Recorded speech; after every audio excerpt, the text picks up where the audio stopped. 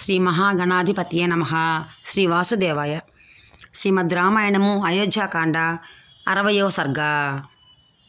సుతుని ఎడబాటునకు తట్టుకొనలేక విలపించుచున్న కౌసల్యాదేవిని సుమంతుడు ఓదార్చుట. అనంతరము కౌసల్యాదేవి భూతము ఆవరించిన దాని వలె పదే పదే వణుకుచో ప్రాణములు లేని దాని వలె నేలపై పడి ఆ సారథితో ఇట్లనెను: ఓ సుమంత్ర, సీతారామలక్ష్మణులు లేనిదే నేను ఒక్క క్షణము కూడా జీవింపజాలను. కనుక వారు ఉన్న ప్రదేశమునకు నన్ను చేర్చుము. కావున నీవు వెంటనే రథమును మరల్పుము, నన్నును దండకారణ్యములకు తీసుకొని పమ్ము.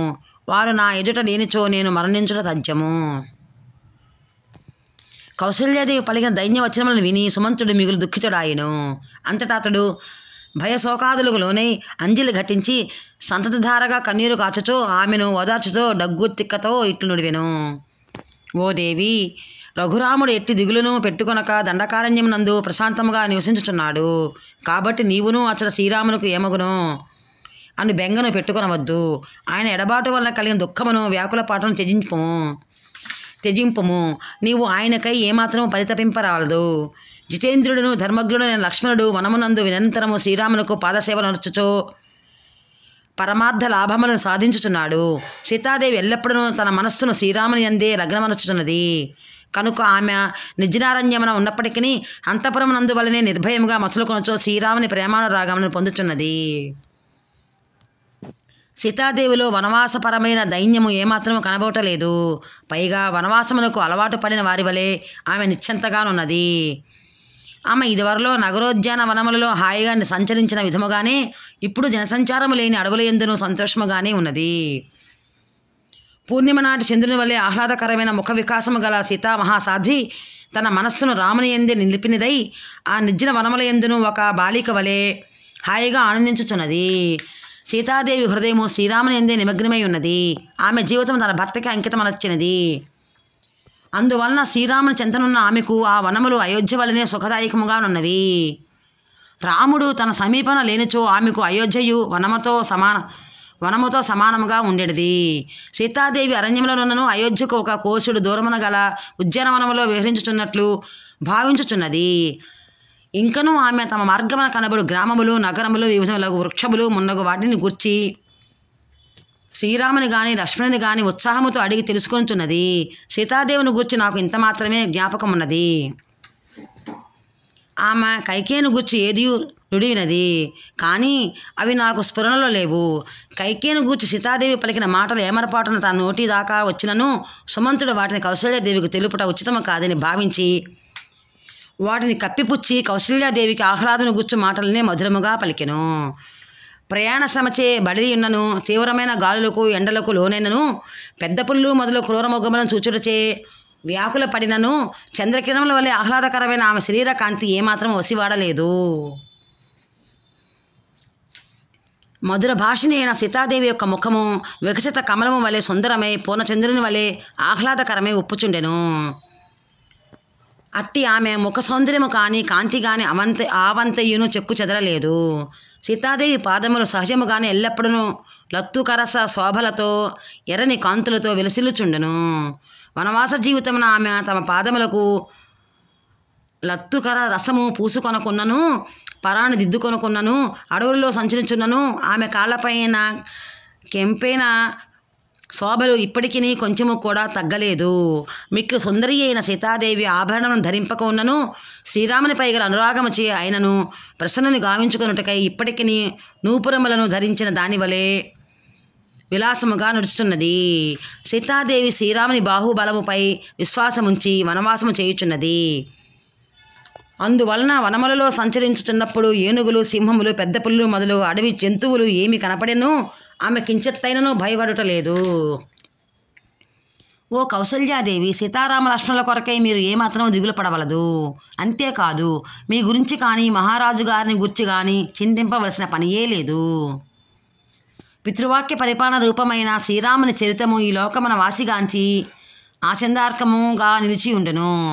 ఆ సీతారామ లక్ష్మణులు ఏమాత్రమును శోకింపక ప్రసన్న చిత్తులై మహర్షుల మార్గమును అనుసరించుచున్నారు. వారు వన్యఫలములనే సంతోషముతో స్వీకరించుచో తండ్రి గారి సత్య ప్రతిజ్ఞను నెరవేర్చుచున్నారు.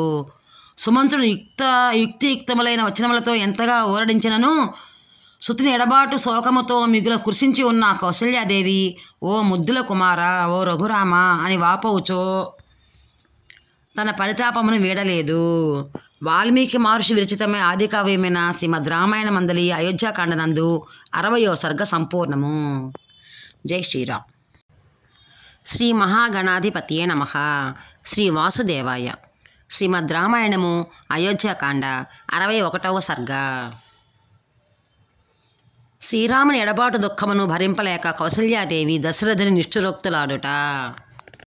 సకల ప్రాణులను ఆనందింపజేయు వారిలో శ్రేష్ఠుడును ధర్మనిరతుడును అయిన శ్రీరాముడు వనవాసమునకు వెళ్ళగా మిగులు దుఃఖితురాలై ఏడ్చుచూ కౌసల్యాదేవి తన భర్తతో ఇట్లు నుడివెను. ఓ మహారాజా, రఘువంశజుడైన దశరథుడు మిక్కిల దయాళువు, ఉదార పురుషుడు, ప్రియభాషి అని ముల్లోకముల యందును మీ ఘనకీర్తి వ్యాపించినది. అయినను శ్రీరాముని అడవులకు పంపి అంతకు మించిన అపకీర్తిని మూటగొట్టుకుంటిరి. ఓ నరశ్రేష్ఠ, సుఖములలో పుట్టి పెరిగిన రామలక్ష్మణులు దుఃఖముల పాలై సీతతో కూడి అడవులలో కష్టములను ఎట్లు సహించుచున్నారో ఏమో. యవ్వనమును అడిగిన సీతాదేవి మిక్కిలి సుకుమారి. సుఖములను అనుభవింపవలసిన ఈ తరుణములో ఆ జనకనందిని తీవ్రమైన చలికి వేడికి అచ్చట ఎట్లు తట్టుకునగలదు? విశాలాక్షి అయిన సీతాదేవి ఇచ్చట రుచికరములైన శాఖపాకములతో కమ్మని విందు భోజనములను ఆరగించుచుండెడిది. అట్టి శుభాంగి ఇప్పుడు అచ్చట అడవులలో లభించు మొద్దు బియ్యపు అన్నమును ఎట్లు భుజింపగలదు? వీణావేణు మృదంగ తాళములతో కూడిన కమ్మని సంగీతమును వినుచో ఆనందించుచుండెడిది ఆ సీతాసాధ్వి. ఇప్పుడు ఆమె అరణ్యములలో పచ్చి మాంసలను తినడి సింహములు మొదలు క్రూర ముఖముల భయంకర శబ్దములకు ఎట్లు వర్చుకొనగలదు? ఇంద్రధనుస్సు వలె సమస్త జనులకును ఆనందమును కూర్చుతున్నట్టు శ్రీరాముడు భుజబలము గలవాడు, మిక్కిలి పరాక్రమశాలి. మెత్తని తలగడలపై శిరస్సు నుంచి హాయిగా శయనించుతుడి ఆ రాముడు ఇప్పుడు బలమైన తన చేతినే జిండుగా చేసుకుని ఎట్లు నిద్రింపగలడు? శ్రీరాముని ముఖకాంతి తామర రేకుల శోభలతో వెళ్ళి విరయ జేయుచుండెను. ఆయన ముఖము పైభాగమున వెలుసులు ముంగురులు చూడముచ్చటగా నుండును. అతని నిశ్వాసములలో పద్మ పరిమళములు ప్రసరించుచుండును. కమలముల వంటి ఆయన కన్నులు దర్శనీయములు.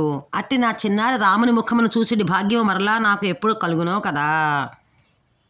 వాస్తవముగా నా హృదయము వజ్రముల సారముతో నిర్మితమైనది, అనగా వజ్రము కంటేనూ కఠినాతి కఠినమైనది.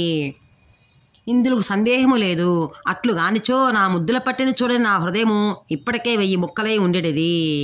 ఓ రాజా, నువ్వు కైకేయి చెప్పుడు మాటలు విని ఏమాత్రం ముందు వెనుకలు ఆలోచింపక జాలిలేని వాడివై నా ఆత్మీయులైన సీతారామ లక్ష్మణులను అడవుల పాలు చేసితివి. సుఖార్హులైన ఆ చిన్నారులు నీ కారణముగా ఇప్పుడు అరణ్యములలో దీనులై తిరుగుచున్నారు. శ్రీరాముడు 14 సంవత్సరముల వనవాస దీక్షను ముగించుకొని 15వ సంవత్సరం తిరిగి వచ్చిన పిమ్మట కూడా భరతుడు ఆయనకు రాజ్యమును కోశాగారమును అప్పగించునని గట్టిగా చెప్పుటకు వీలు లేదు. ఒకవేళ భరతుడు రాజ్యాధికారమును అన్నకు అప్పగించినను దానిని శ్రీరాముడు స్వీకరింపడు. శ్రాద్ధ కార్యములను నిర్వహించిన వారిలో కొందరు ఆ శ్రాద్ధ విధులు ముగిసిన పిమ్మట ముందుగా తమ బంధువుల భోజనమును జరిపింతురు. పిమ్మట బ్రాహ్మణోత్తములను భోజనములకు ఆహ్వానింతురు. అట్టి సందర్భములలో గుణవంతులు, విద్వాంసులు, దేవతా సములైన బ్రాహ్మణులు తమకు అమృతమును వడ్డించినను వాటిని స్వీకరింపరు. తమ కంటే ముందుగా భుజించిన వారు బ్రాహ్మణులే అయినను ఆ భుక్తశేషమును ప్రాజ్ఞులు నిష్ఠాపరులైన బ్రాహ్మణోత్తములు భుజింపరు. వృషభములు శృంగఛేదముల వలె వారు భుక్తశేషమును తినుటకు అమర్యాదగా భావింతురు. ఓ మహారాజా, బ్రాహ్మణోత్తములు భుక్తిశేషమును వలె తమ్ముడు అనుభవించిన రాజ్యమును సద్గుణ శ్రేష్ఠుడైన అన్న ఎట్లు స్వీకరించును, ఎట్టి పరిస్థితుల్లోనూ స్వీకరింపడు. తోడేళ్ళు, నక్కలు మొదలగు ఇతర జంతువులు ముట్టిన ఆహార పదార్థములను భుజించుటకు పెద్ద పులి ఇష్టపడదు. అట్లే ఇతరులు అంటే భరతుడు అనుభవించిన రాజ్యమును పురుషశ్రేష్ఠుడైన శ్రీరాముడు స్వీకరింపడు. హవిష్యాన్నము, నెయ్యి, పిష్టము మొదలగు పురోడాశ ద్రవ్యములు, దర్భలు, చండ్ర, మోదుగు మొదలగు ముద్దులతో నిర్మింపబడిన యూపస్తంభములు మున్నగు వానిని ఒక యజ్ఞమునందు ఉపయోగించిన పిమ్మట విజ్ఞులు వాటిని మరొక యజ్ఞమునందు వాడరు. నిస్సారమైన సురను ఎవ్వరునూ ముట్టరు. యజ్ఞమునందరి సోమరసమును ఒకరు ఆస్వాదించినచో దానిని మరొకరు రుచి చూడరు. అట్లే భరతుడు అనుభవించిన రాజ్యమును శ్రీరాముడు ఎన్నటికీ చేపట్టడు. బలిష్టమైన పెద్ద పులి తన తోకను ఎవరైనాను తాకినచో సహింపనట్లు శ్రీరాముడు ఈ విధమైన అవమానమును సహింపడు. లోకములన్నీ కట్టగట్టుకుని వచ్చి యుద్ధమున ఎదిరించినను శ్రీరాముడు భయపడడు. ఆ ధర్మాత్ముడు అధర్మ మార్గమును సంచరించు ఈ లోకమును ధర్మ మార్గమును నడుపును. అట్టి రాముడు స్వయంగా అధర్మమును ఆచరింపడు కదా. కనుక కపటోపాయములచే రాజ్యమును ఆయనకు దక్కకుండా చేసినను పితృవాక్య పరిపాలన రూపధర్మమునకు కట్టుబడి ఆయన దానిని ఎదిరింపలేదు. ప్రళయ కాలాగ్ని సమస్త ప్రాణులను భస్మమరచినట్లు మహావీరుడును గొప్ప భుజబలశాలియు అయిన శ్రీరాముడు తలుచుకొనిచో తన బంగారు బాణములతో సముద్రములన్నింటినీ దహించి వేయగలడు. శ్రీరాముడు సింహం వలె పరాక్రమశాలి, వృషభం వలె విశాల నేత్రుడు, నరశ్రేష్ఠుడు. అట్టి రఘురాముడు పెద్ద చేప చేతిలో దాని పిల్లలు హతమైనట్లు తండ్రివైన నీచే వంచితుడాయను. సనాతన ధర్మము వేద సమ్మతమైనది, శాస్త్ర ప్రోక్తమైనది. అది అవిచ్ఛిన్నముగా ద్విజులచే ఆచరింపబడుచున్నది. శ్రీరాముడు ధర్మనిరతుడు. అట్టి వాణిని నీవు అడవులకు పంపితివి. ఇట్లు చేయుడు ధర్మబద్ధమేనా? ఓ మహారాజా, రక్షణ సమయమున స్త్రీకి పతియే గతి. అతడు ఆదుకొనప్పుడు ఆమెను రక్షింపవలసిన వాడు కుమారుడే. పుత్రుని వలనను రక్షణ కరువైనప్పుడు ఆమెను ఆదుకొనవలసిన వారు జ్ఞాతులే, అనగా ఆమె తల్లిదండ్రులు మొదలగు వారే. ఈ 3 వర్గములలో ఆలంబనము దొరకనప్పుడు ఆమెకు మరి ఒక 4వ దారియే లేదు. నీవు ఆ కైకేయి చేతిలో కీలుబొమ్మ వగుట వలన రక్షణకే నేను నీ మీద ఆధారపడుట వృధా. కుమారుడైన శ్రీరాముడేమో వనముల పాలైనాడు. దూరమైపోయినందున నన్ను ఆదుకొని జ్ఞాతులే లేరైరి. నిన్ను విడిచి వనములకు వెళ్ళుటకు నేను ఇష్టపడను. నీవు నన్ను అన్ని విధములుగా ఇట్లు మృతప్రాయను చేసితివి. నీవు శ్రీరాముని అడవులకు పంపి ఈ కోసల రాజ్యమనే దిక్కులేని దానివి చేసితివి. నీ మిత్రులు పాలించు సామంత రాజ్యముల మనుగడనే శూన్యమనర్చితివి. నీ వలన బంధుమిత్రులు మంత్రులు దిక్కుతోచని వారైరి. నాకును నా రామునుకును సీతారామ లక్ష్మణులకును అండలేకుండా చేసితివి. పౌరులు జీవచ్ఛవములుగా మిగిలిరి. కడకు నీవును ఏకాకివైపోయితివి. ఫలితముగా నీ కుమారుడైన భరతుడు నీ భార్య కైకేయి మాత్రమే సంతోషపడుచుండిరి. అంతటా మహారాజు కౌసల్య పలికిన దారుణ వచనములను విని మిగులు దుఃఖితుడై హా రామా అని వాపోవచ్చో స్పృహలేని వాడాయను. అనంతరం ఆ ప్రభు తాను అర్చిన ఈ తప్పిదములను ఇటు దుఃఖములకు కారణమైన తన దుష్కృత్యమును అంటే ఋషిపుత్రుని శ్రవణ కుమారుని చంపుటను పదే పదే స్మరించుచో శోకమున మునింగెను. వాల్మీకి మహర్షి విరచితమై ఆదికావ్యమైన శ్రీమద్ రామాయణ మందలి అయోధ్యాకాండనందు 61వ సర్గ సంపూర్ణము. జై శ్రీరామ్.